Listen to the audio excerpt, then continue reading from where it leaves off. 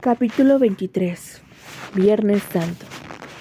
Tras soportar las incesantes atenciones del señor Collins a su hermana, Elizabeth ansiaba un cambio de aires en su próxima visita al siempre mencionado Rosings para conocer a la siempre elogiada Lady Catherine de Bourgh.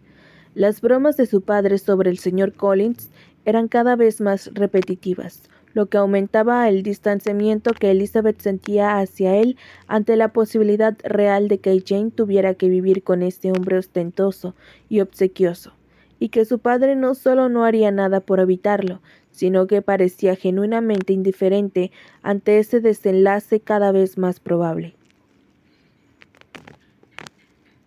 Era evidente que había aceptado la visita más por su propia diversión que por la oportunidad de su hija mayor de un matrimonio feliz.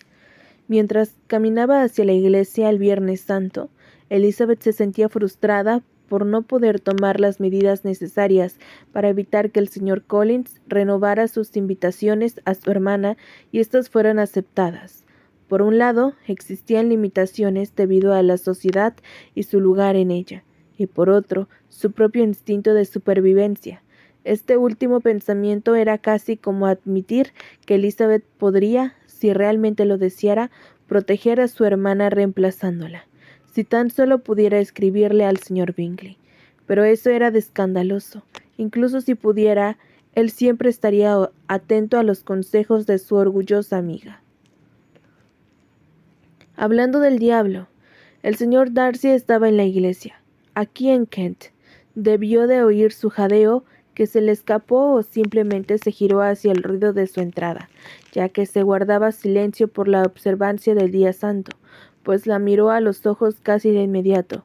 Lo que vio allí fue confuso, no por incongruente, sino porque, sinceramente, no podía descifrar, ni remotamente, lo que el señor Darcy pensaba o sentía.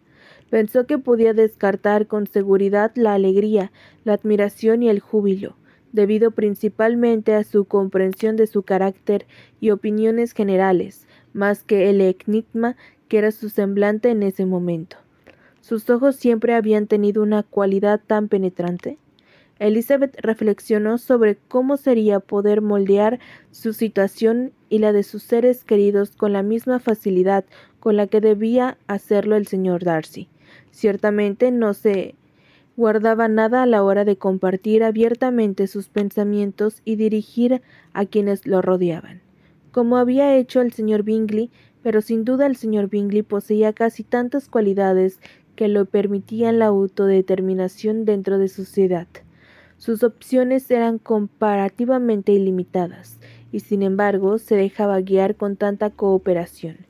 En una ocasión intentó excusar su temeridad con el pretexto de la inocente ignorancia y el capricho, pero no era un hombre estúpido ni inexperto. Sus decisiones eran solo suyas, al igual que las de ella. No debía eludir la responsabilidad. La congregación se puso de pie y comenzó la liturgia.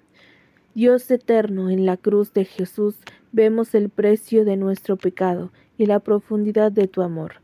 Con humilde esperanza y temor podemos a sus pies todo lo que tenemos y todo lo que somos.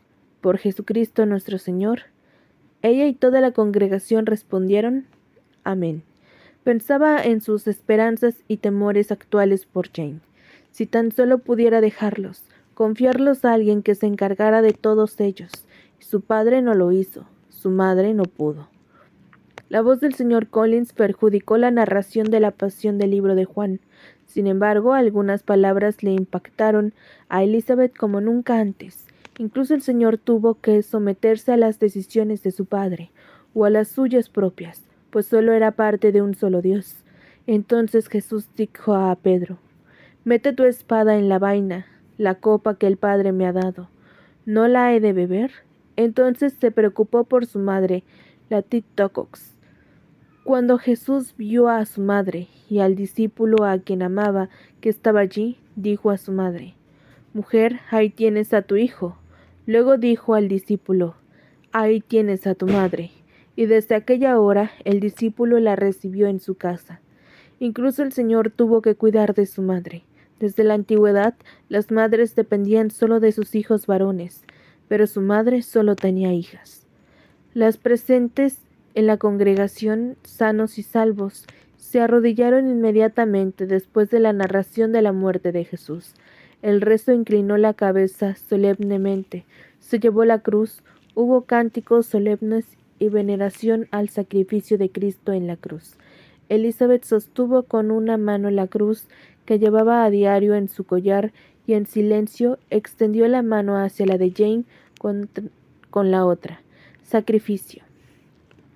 Jane no tenía por qué ser quien salvara a su familia, entregando su vida, si no literalmente al menos figurativamente. Si no tenías opción ni alegría, ¿viviste de verdad?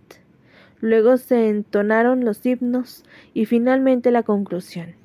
Dios misericordioso, que por la muerte y resurrección de tu Hijo Jesucristo liberaste y salvaste al mundo, concédanos que por la fe en aquel que sufrió en la cruz triunfemos en el poder de su victoria.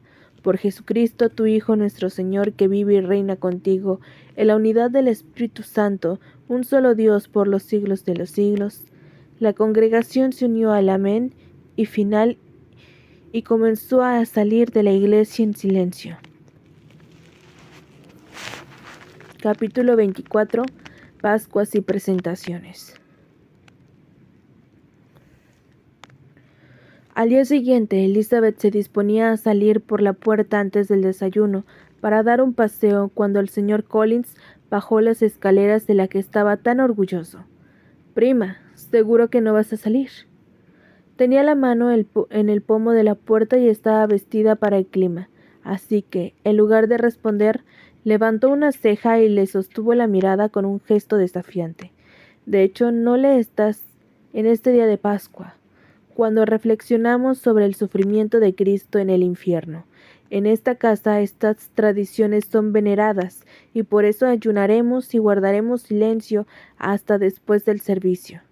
Dicho esto, entró en su biblioteca, y lo que debió de creer un aire de autoridad y confianza, Elizabeth puso los ojos en blanco, pero se quitó y guardó la ropa de abrigo. No debía contrariar al hombre. Pensó que unas cuantas mañanas de incomodidad valdrían la pena, si lograba hacer algo al respecto, aunque sus esperanzas de que el señor Bingley contribuyera a su solución se desvanecían para siempre. El servicio de Pascua no fue nada fuera de lo común. La congregación vestía de vivos colores, en marcado contraste con los vestidos de negro que lucía el altar 3 días antes, que se desveló para conmemorar la resurrección de Cristo.